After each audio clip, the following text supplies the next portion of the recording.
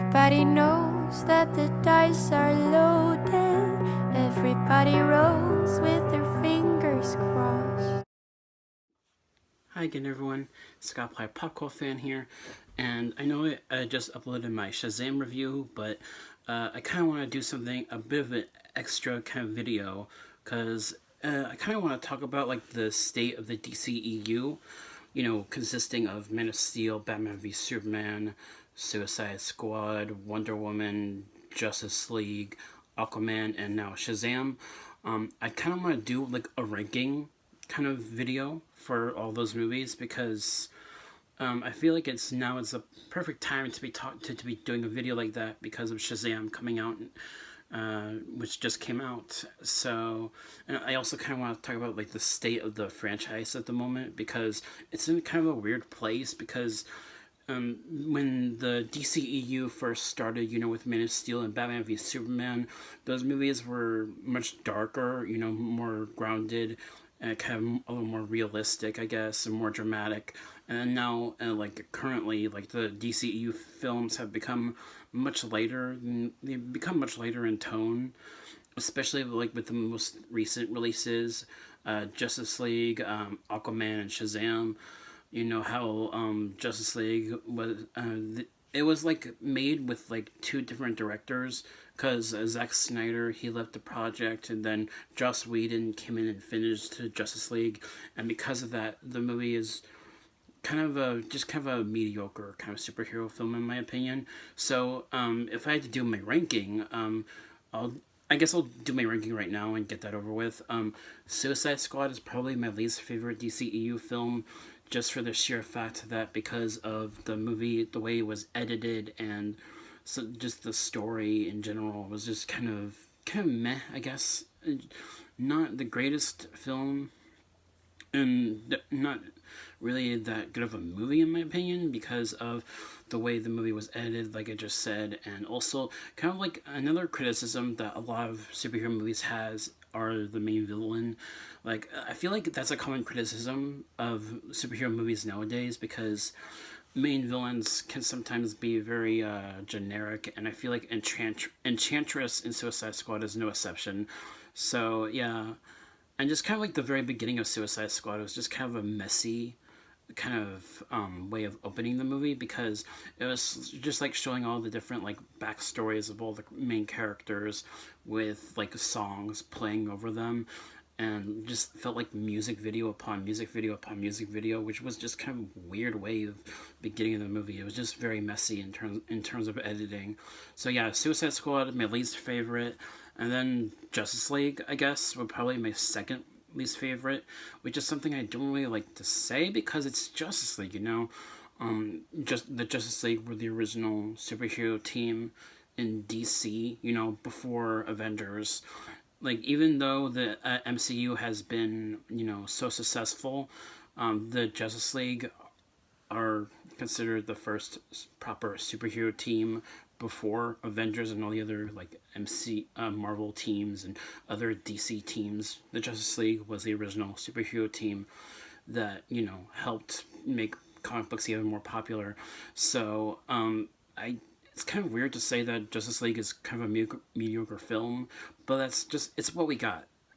Because like I said, two different directors worked on the film, and because of that, it's just kind of weird in a way because they worked different. They worked with different color kind of lighting and stuff with the movie that with the finished product just doesn't look as good because of that, and also because the script was worked on a lot, and because of that, the movie just fell flat because of that, as well as the movie having a very strict 2 hour runtime, exactly a 2 hour runtime, and that's another reason why I feel like the movie just wasn't that good. So Justice League, I do enjoy it. I do think it's a good movie. The actors are pretty good in that movie for the most part. So yeah, that's the second least favorite DCEU film, and then my third is probably Batman v Superman, because like Justice League, it's kind of a messy movie, but it is better structured. Batman v Superman is a better structured film, and also like the main villains in Batman v Superman are just not. I just don't really like the villains in that movie that much. I mean, I know some people. I know people like uh, Jesse Eisenberg as Lex Luthor, but for me personally, it's an interpretation of the character that I don't really care for because he's just acting in kind of a loony kind of way. You know, he reminds me of the Riddler from Batman Forever. It's that kind of performance that I just don't really care for, I guess, in like modern films nowadays. So yeah, and also Doomsday. I do I do think that the third act of Batman v Superman was good, and you know, like the death of Superman was impactful, definitely. So like, and there's a lot of promise. Like there's a lot of potential in Batman v Superman that makes it great, but at the same time, there's a lot of missed potential that makes it not as good. And I feel like the flaws are just kind of balanced with the more positive stuff in the movie. So that's where Batman v Superman lies for me. And then the next movie in the ranking is probably Aquaman, because as much as I do enjoy Aquaman, I do really like the movie. It's just that the more cheesy kind of humor that Aquaman has is it works better than it did in Justice League, but at the same time, it came out the same year as Black Panther, and there's kind of a similar kind of story Aquaman had with Black Panther, and that's just something I've noticed. I mean, I have seen like other reviews point that out as well, but like the more I think about Aquaman, and I did like recently rewatch Aquaman a little while ago, so it's definitely apparent that the movie, it came out the same year as Black Panther, and it has a similar kind of story to it, what with kind of a stepbrother kind of a character competing with the main hero and for the main throne. So yeah, that part kind of predictable because of coming out the same year as Black Panther, and also because of just how cheesy the humor is at times. That doesn't always work for me. So that's where Aquaman lies in the ranking for me. And now the newest film that was just released, Shazam, is right above that.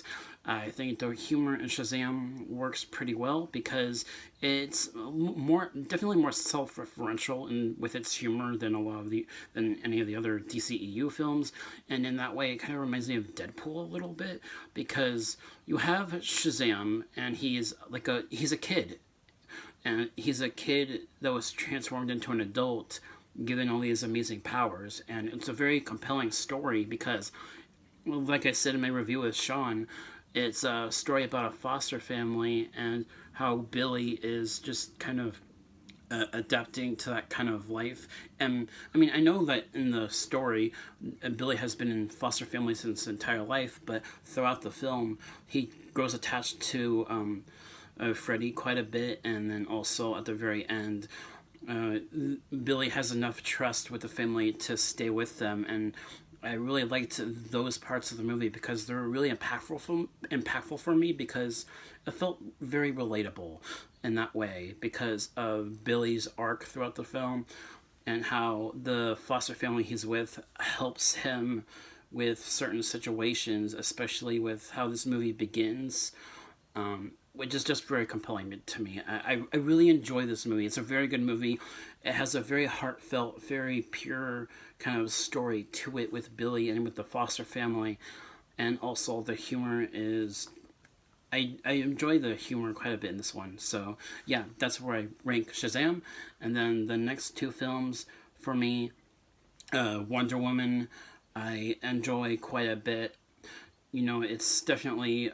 It's kind I know like other female superhero films have come out before Wonder Woman, but Wonder Woman was really like the first big female superhero film to come out in theaters and actually be very successful. So, and because of that, I really enjoy Wonder Woman. It's a very compelling story. That's also a kind of a period piece because it takes place in World War One, and I love the acting. You know, Chris Pine is a very good like supporting role, even though he's kind of like the romantic interest. They do give him quite a bit of story to go along with his relationship with Diana Prince, and I really liked that aspect of the movie. I liked how they portrayed the Themyscira, and how Wonder Woman was trained with all of her, with everyone that raised her and all that, and her mom and all that. It was a really great, very compelling movie because of it being a period piece, and it's kind of like Captain America: First Avenger in a way, because it's a period piece that takes place like in World War One, and also because it's kind of a similar kind of story in a way. I mean, it's not. It is completely different, but at the same time, it's also kind of similar to Captain America: First Avenger.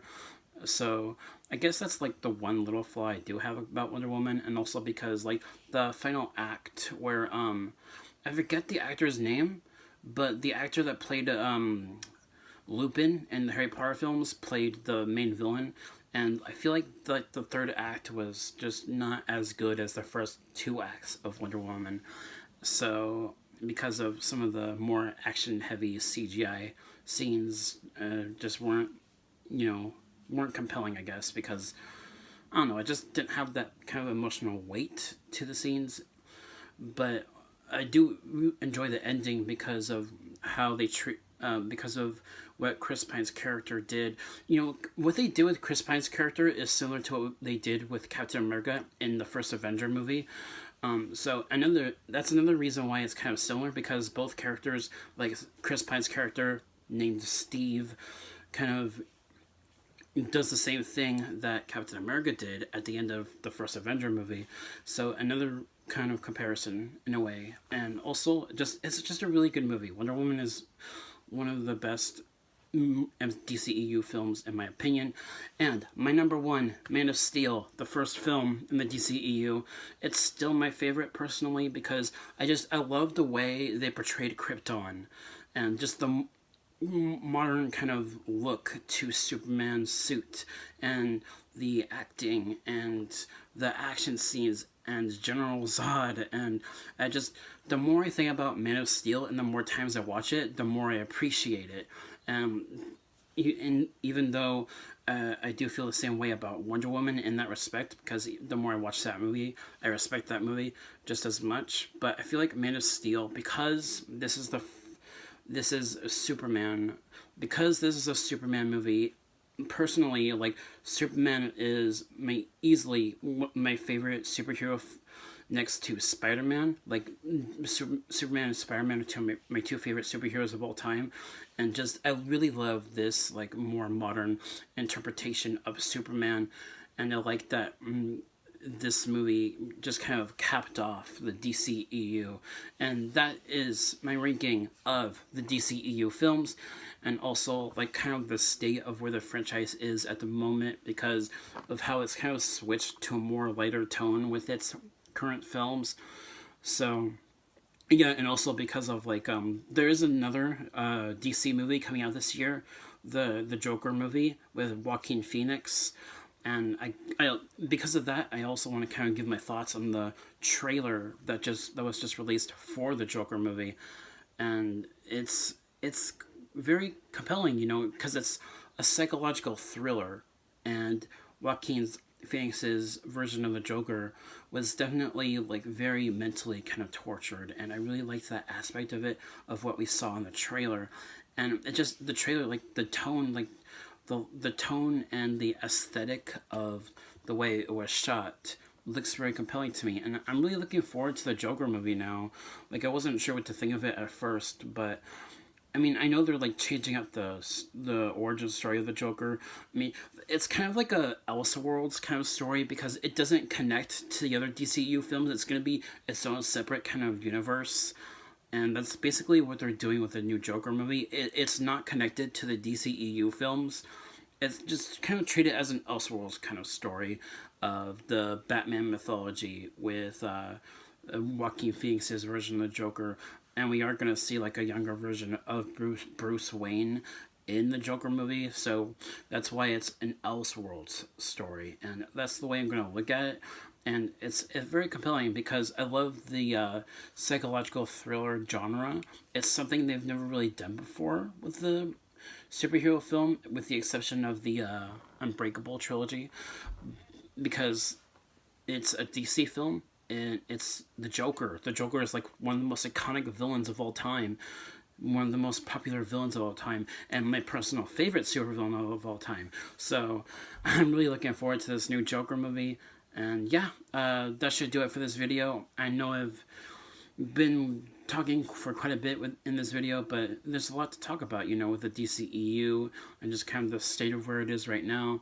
So yeah, that should do it for this very long video. Thank you all so much for watching, and I promise my next video will be for Pokemon Sword and Shield. Thank you all so much for watching, and I'll catch you all in the next video. Peace. That it's now or never. Everybody knows that it's me or you. And everybody knows that you live forever when you've drawn a line or two. Everybody knows